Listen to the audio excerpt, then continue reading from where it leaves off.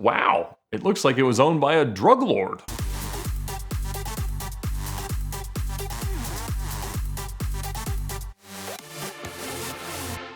Earlier this year, in March of 2020, right before the pandemic that shut the world down, I got together with Tavarish and Hoovy and we shot a series called Car Trek. It was very much us trying to play Top Gear. We wanted to see if we could pull something like that off. We worked with a sponsor, Auto Tempest, for the production budget, and it was obviously buying a lot of cars that we normally would have bought anyway, because the premise that we came up with was, what is the coolest car you could buy for about the same price as a C8 Corvette? Obviously, at the time, and even since then, the new mid-engine C8 Corvette with a $59,000 base MSRP was all the news, all the rage. Everybody was really excited about it. We all thought you could buy something cooler. So you saw me buy a flood-titled Lamborghini Gallardo Spider with a gated manual transmission. Hoovy bought a 360 Spider, and Freddie bought a V12 Vantage S. And they were all awesome cars in their own right. Mine was clearly the best. I still own it because of the miserable ad that I deliberately wrote to kind of sabotage its sale and losing the contest, but having to list it on Auto Tempest. And if you haven't already learned that Auto Tempest is an awesome website that allows you to search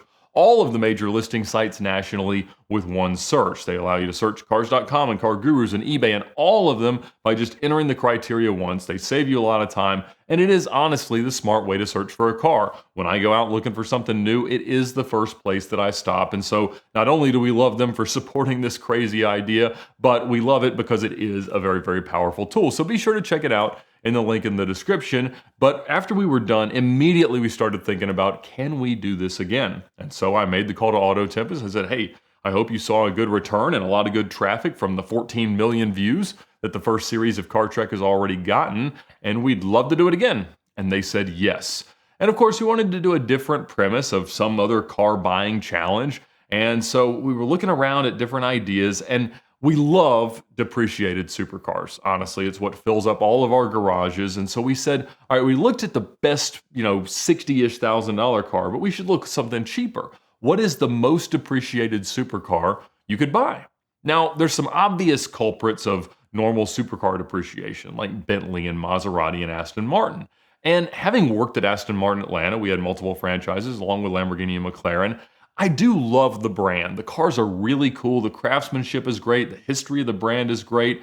And quite honestly, the customers are very diverse and interesting. You would assume they're all James Bond wannabes, and they all come to you with these international man of mystery business cards with just a cryptic name and phone number. And certainly that does happen. I've had people show up and be impressed to show me how much cash you actually can fit in a Zero Halliburton briefcase. And I'm sure they all have their Walter PPKs and all the things that a James Bond aficionado would have. Their Omega watches and probably Bond girls at home. But it's not all like that. In fact, the Rapide is the only sports car that you can comfortably put a 7-foot-tall athlete in. So we've had a lot of NBA players come and buy those. I sold one to Jarrett Jack, who I went to Georgia Tech with and stayed in touch with. I sold one to Zach Randolph. And a lot of these guys that I knew from playing AAU basketball 15, 20 years ago, they have come in and bought them, and that's what they drive because you can put the seat so far back, and it's a great car, very comfortable to use. And in fact, that's what Hoovy ended up replacing his 360 Spider with at the end of Car Trek 1. Also, we've had the NBA player that I talked about that stole our DBS, and I had to chase that down. So you have a lot of really high-profile people that love them. I also sold one to the guy that probably killed JonBenet Ramsey. And, I sold him two. I sold him a Rapide and a DB9 Volante. I had the guy that had the most negative equity as a percentage ever that I saw.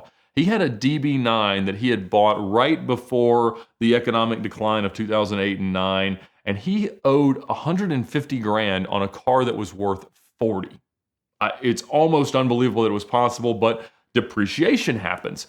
And so as I was out looking and remembering all the crazy stories that I had of buying and selling Astons, I sold one to a guy that turned out to be a pedophile, and we had to kick him out of the dealership after he was propositioning one of the Instagram photographers that was wandering around the showroom. I sold some to some local televangelist. I sold the Vanquish that ended up becoming stick converted, and then it burnt the guy's house down. He came and told that story here on the channel. So I love the brand. I love all the stories that surround Aston Martin ownership, Aston Martin driving, and it was one of my bucket list cars that, quite honestly, I never kind of had the occasion to buy. So as we start looking for the most appreciated supercars, I'm out here looking at old DB7s, early DB9s, and Vanquishes. I really, really, really wanted to get a Vanquish. I think it's one of the most impressive looking cars that Aston ever did. And when you look at where Aston was at the time the car was new relative to the rest of the interesting cars that you could buy, it was really, really hard to find anything cooler than a Vanquish. Certainly people bought 575s and 911s and things like that. But back before 2003 and 4, when the real explosion of exotic car production happened, this was about as cool as something got. And I remember seeing my first one and just thinking, goodness gracious, I don't know that a car could be any prettier than that.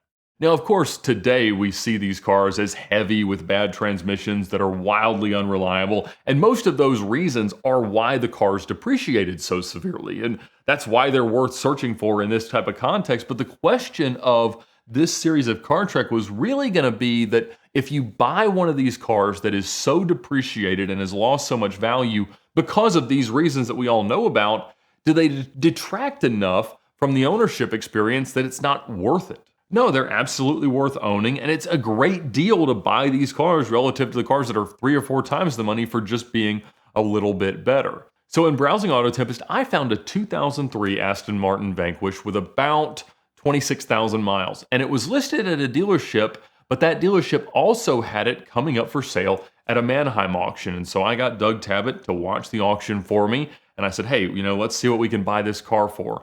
And it turned out that not that many people were bidding on it that day in Mannheim, Los Angeles. And so I think we won it in the low 20s, but it was on an if, meaning they didn't have to take that number. And so we started this back and forth negotiation. And I think they wanted 50 grand. And honestly, that's a pretty fair price for a bottom feeder Vanquish. That's about what they tend to bring. But I couldn't pay that because I would certainly need to be closer to 90% off of the original MSRP of this car, which would have been about $245,000. Now, the interesting thing is that it was owned by a dealer, but being represented by a small independent California auction at Mannheim, Los Angeles. And so as we're talking to all these people, nobody really knows much about the history of this car. There's no service records, there's no disclosure. Obviously, the car is being sold as is, so I don't really know what I'm getting into. But as Doug and I are researching this car, he says, wow, it looks like it was owned by a drug lord. I said, what do you mean? And he sent me the Carfax, and I said, oh man, I hadn't even thought to pull it. Yes, the car just returned to America from Colombia. And not the district, not South Carolina. And it was actually from Cartagena is where it appears to have been imported and exported. I don't know what city it spent time in because Carfax and VINwiki, unfortunately, don't have records from Colombia at this time. And so inevitably it would have lived a hard life. But after some back and forth, I told him what I needed to pay. It needed to be in the 20s, so I paid $29,000 for this car. Certainly the cheapest Vanquish that I have ever seen sell. The cheapest one I remember at the dealership was 55 grand. That's been a little while. I know there's more. I saw one advertised in the 40s, but 29 grand was a steal, regardless of what I was getting.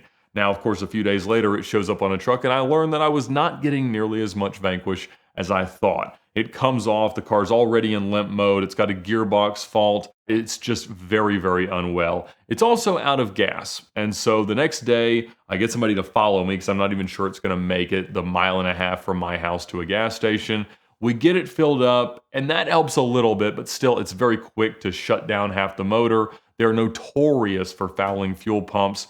The clutch was not engaging the way that you'd want it to. It was leaking a little bit of fluid here and there, so I said, all right, it's going to be time to get this to the mechanic. And when I did so, I actually took it to the guy who was the master tech at Aston Martin Atlanta while I was there. Now he works out of an independent shop. And he sent me a text message and he said, Ed, I don't think whoever worked on this car recently had any tools.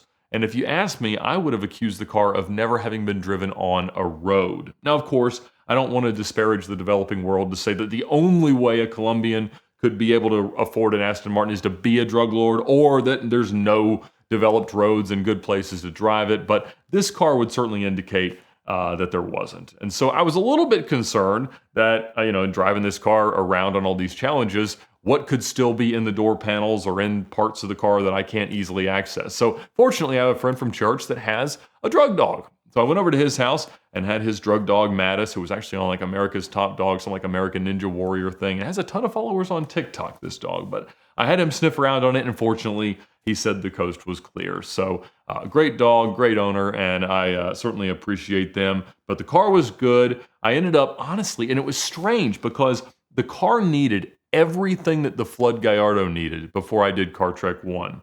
And obviously we get these cars and it's not exactly like it just shows up sight unseen and we just start doing the challenge. There is some prep work required to be able to make these cars make the trip. But I needed both fuel pumps, just like the Gallardo. I needed a throwout bearing because it was leaking, and therefore I needed a clutch. And so I did all three things to the Vanquish right before going, and I learned that the Vanquish clutch is twice as much as the clutch parts for an LP640. It's the most expensive clutch, barring a double clutch car, that I've ever seen. And when we got it, I looked for every cross-reference, every Jaguar Ford thing with it. Inevitably, it was a parts bin thing from somewhere, but I could not find it. But I also learned that the Magneti Marelli shift actuator and pump and system that they use for the sequential manual transmission on a Vanquish is effectively the same thing that's in any single clutch sequential Italian car from Ferrari or Lamborghini.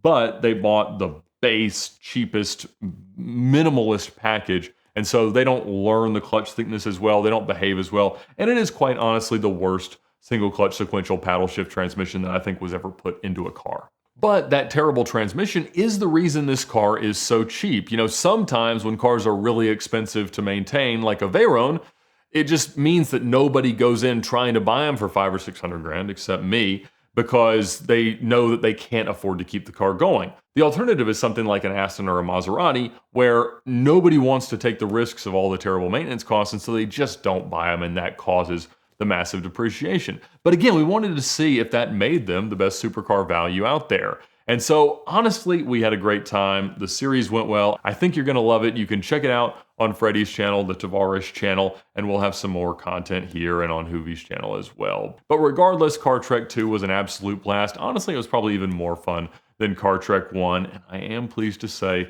that Car Trek 3 is happening for a Christmas special. So thank you guys so much for watching Car Trek 1. Please check out Car Trek 2. Let us know what you thought of both of them here in the comments, and please subscribe to all three channels for more Car Trek content.